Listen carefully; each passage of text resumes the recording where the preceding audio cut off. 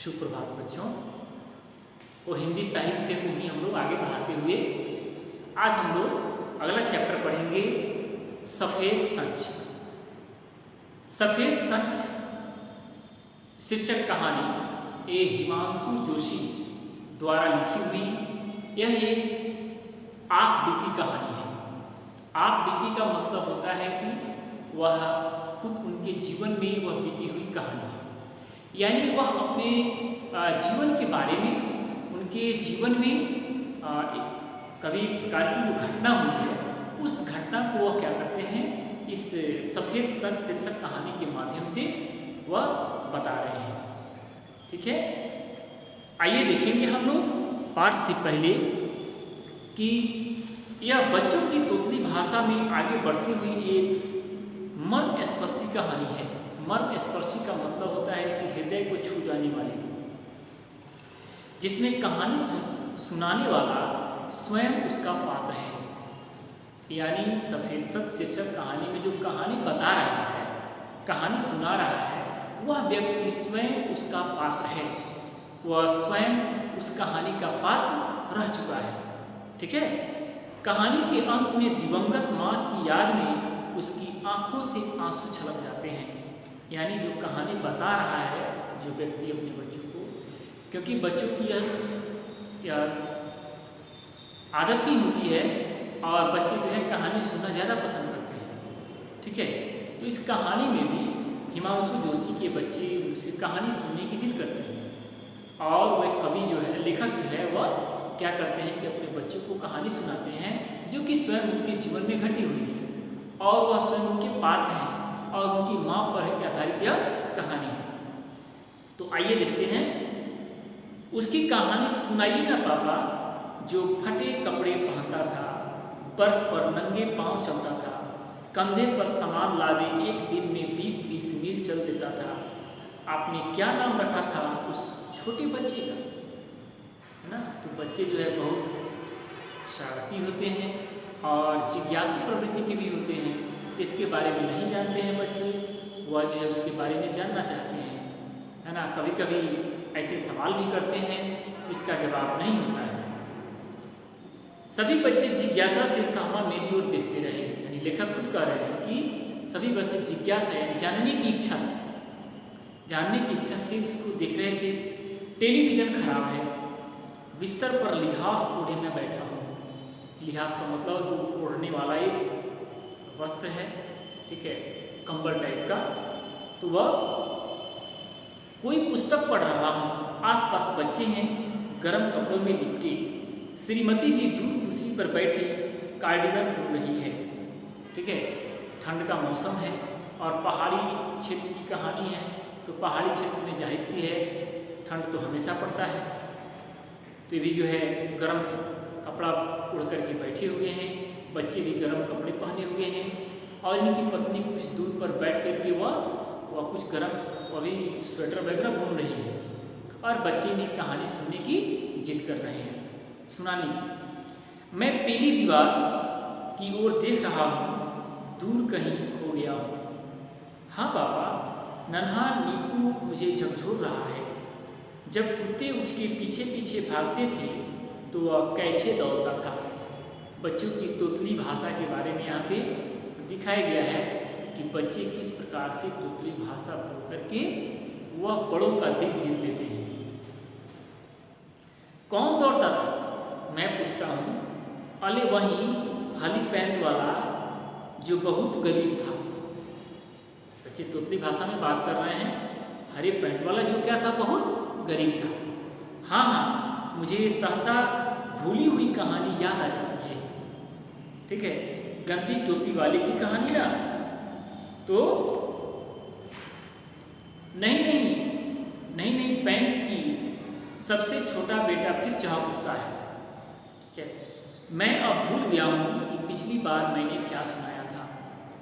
तो बच्चे जिद कर रहे हैं कहानी सुनने की।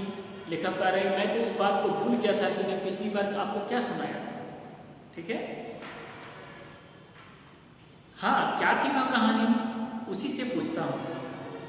पहाड़ पर घोल था उसका और चारों चारों ओर पेड़ ही पेड़, ठीक है। बले बले पेड़ ही पेड़ कहने का मतलब है कि चारों ओर पेड़ ही पेड़।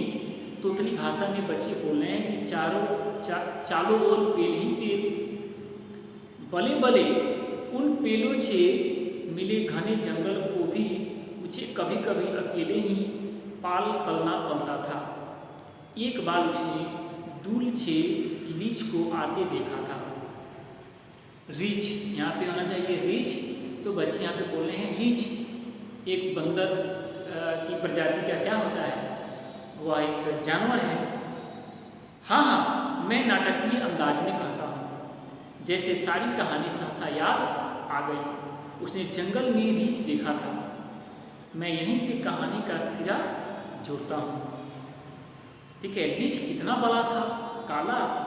नीपू सहसा फिर पूछता है। चुप चुप।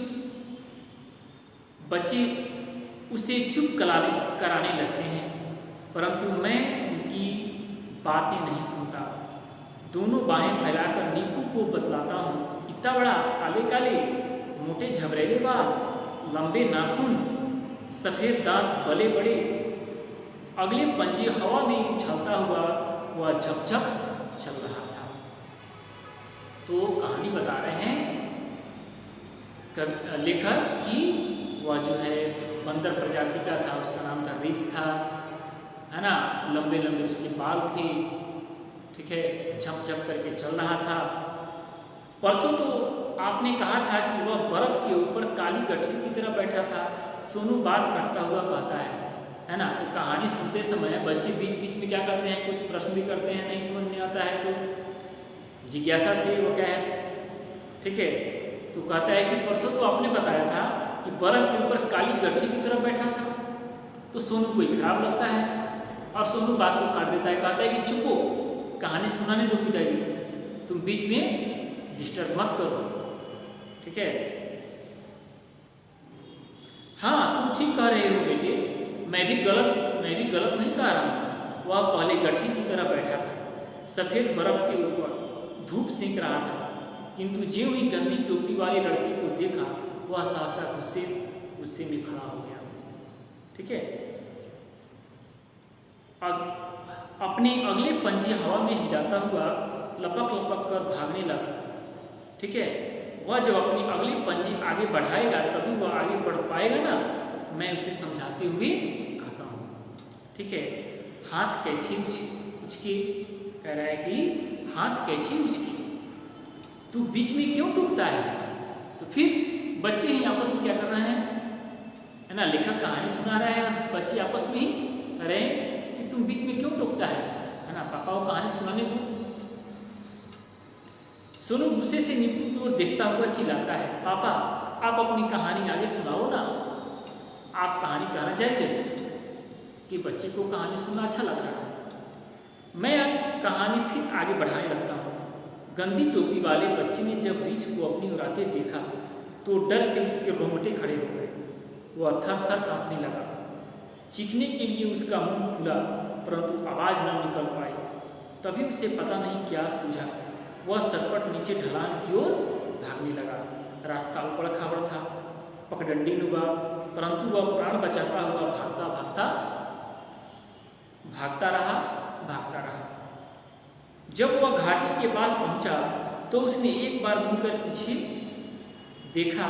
रीछ अब बहुत पीछे था, लपक लपक कर हाँफता हुआ उसी की ओर आ रहा था, है ना। तो रीछ जो है वो उसी की ओर आ रहा था, लेखक की ओर आ रहा था। आपने कहा था कि वह बच्चा छोटा था, फिर रीछ से ज़्यादा कैसे तेज दौड़ गया। सोनू ने फिर प्रश्न किया। आप तो बोले थे कि वह बच्चा था, लेकिन कैसे इतना तेज दौड़ गया। बच्चा नहीं दौड़ सकता क्या। नीपू ने उसकी बात काटते हुए कहा। तो बच्चे ही आपस में बात कर रहे हैं, ठीक है। तो बच्चा नहीं दौड़ सकता क्या। उसे शायद चिढ़ हो गई थी क्योंकि सोनू बार बार बीच में बोल रहा था, ठीक है।